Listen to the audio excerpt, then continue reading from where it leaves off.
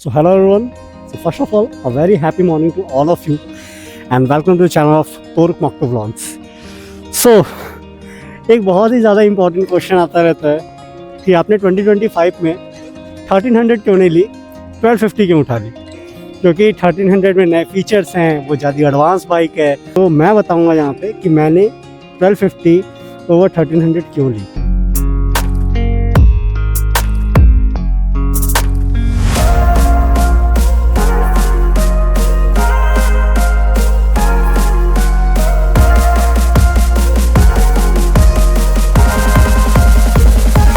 तो रुक मत दो, मैं तुम्हारे साथ रहूं। तो वीडियो शुरू करने के पहले सबसे पहले अगर आपने चैनल को सब्सक्राइब नहीं किया है so please subscribe the channel. अगर आपको वीडियो पसंद आता है तो वीडियो को प्लीज़ लाइक करना, क्योंकि ये चैनल का स्टार्टिंग फेज़ है। मैंने अभी ये चैनल स्टार्ट किया है, तो आपका सपोर्ट बहुत ही ज़्यादा इंपॉर्टेंट, क्योंकि आप मेरे इनिशियल व्यूअर्स हो एंड डेफिनेटली आपका सपोर्ट मैं कभी नहीं भूलूंगा। तो सबसे पहला पॉइंट मैं एक्सप्लेन करना चाहूँगा, power and performance with engine specification. So यार देखो, 1250 और 1300 के इंजन स्पेसिफिकेशन में बहुत ज़्यादा डिफरेंस नहीं है। ये 1254 सीसी का इंजन है, वो 1300 सीसी का इंजन है, 50 सीसी का डिफरेंस है।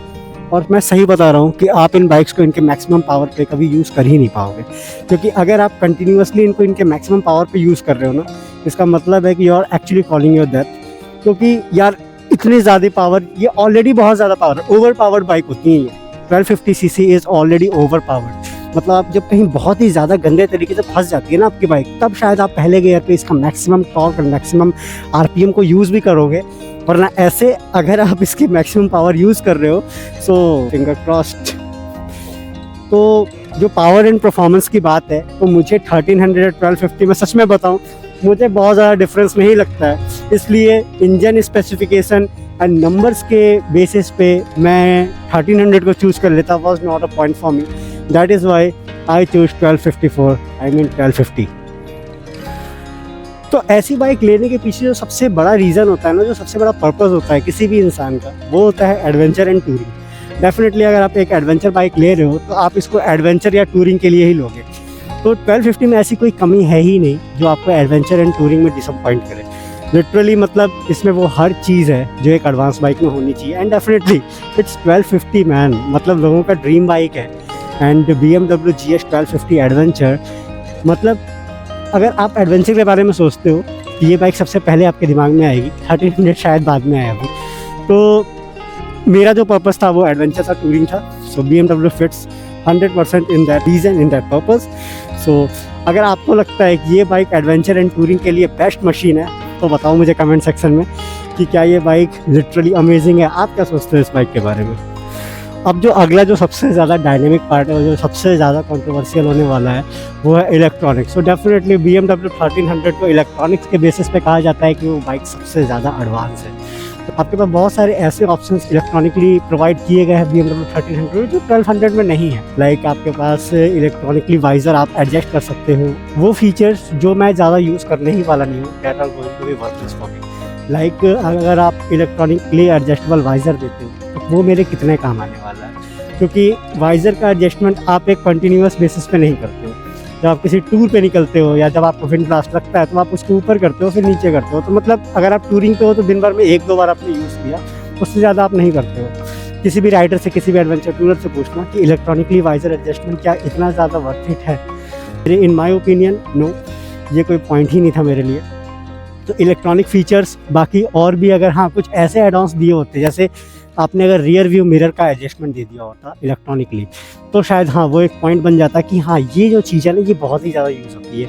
तो शायद हाँ एक पल को इंसान सोच सकता था, बट वाइज़र के लिए आई डोंट थिंक सो। और भी बहुत सारे इलेक्ट्रॉनिक फीचर्स हैं, बट जो इलेक्ट्रॉनिक फीचर्स एक्चुअली एक एडवेंचर टूरर में चाहिए होते हैं ना, everything this beast has. Like आपको क्रूज कंट्रोल चाहिए, इट इज़ हैविंग। आपको ABS को ऑफ करना है, ऑन करना है, वो ये करेगा। ट्रैक्शन कंट्रोल ये देता है आपको। डिफरेंट राइडिंग मोड्स इसमें भी हैं, डायनेमिक प्रो, इंड्योरो प्रो, रोड। तो जो एक एडवेंचर टूरर एक एडवेंचर बाइक में चाहिए होती है ना, वो सारा पैकेज ये लेके बैठा हुआ है ऑलरेडी। सो मेरे लिए वो इलेक्ट्रॉनिक फीचर जो मैं बहुत ही कम यूज़ करने वाला हूँ वो मायने ही नहीं रखता है जब 1250 की बात आती है। तो अब जो मैं बात करने जा रहा हूँ वो है सबसे ज़्यादा important for me, literally this is really important for me कि जब आप इस सेगमेंट की और इतने पैसे लगाते हो ना एक बाइक पे, बेसिकली एक बाइक पे, तो आपके लिए लुक्स जो है ना वो बहुत ही ज़्यादा इंपॉर्टेंट रोल प्ले करता है। क्योंकि यार ये बाइक्स दिखती ही ऐसी हैं कि इनका उतना पैसा देना वर्थ इट हो जाता है। जब आप एक सुपर बाइक लेते हो तो आपको लुक्स, मतलब मैं मोस्टली लोगों कह सकता हूँ कि आपको लुक्स चाहिए ही चाहिए होता है। तो मुझे BMW 1250 का लुक्स हमेशा से 1300 से ज़्यादा लगा। जब 1300 मार्केट में आई थी तो मैंने उस बाइक को देख के उसके बारे में और जानने की कोशिश ही नहीं की, क्योंकि भाई वो किसी एंगल से मुझे इससे ज़्यादा सुंदर नहीं लगती है, इससे ज़्यादा अट्रैक्टिव नहीं लगती है। तो ये इसका रोड अपीयरेंस है ना, जो आप लेके निकलते हो ना रोड पे, तो people is definitely going to stare at you. मतलब लोग आपको देखेंगे ही देखेंगे जब ऐसी बाइक आप लेके निकलते हो। और 1300 एंड 1250 को आप एक साथ लेके निकलो, मैं सही बता रहा हूँ, मेरे पास 1300 है नहीं है, मेरा कोई दोस्त नहीं है 1300 वाला। आप दो बाइक साथ लेके निकलो, मैं आपको सही बता रहा हूँ, लोग इस बाइक को कहेंगे कि ये ज़्यादा महंगी है और ये ज़्यादा बड़ी और ज़्यादा मतलब हैवी बाइक है रादर देन 1300। तो जो लुक्स था ना, लुक्स मेरे लिए बहुत इंपॉर्टेंट रोल प्ले करता था। मैं आपको एक छोटा सा किस्सा बताता हूँ। 2019 में मेरी जॉब लगी थी और तब मैंने ना बाइक देखना स्टार्ट किया था, एडवेंचर बाइक।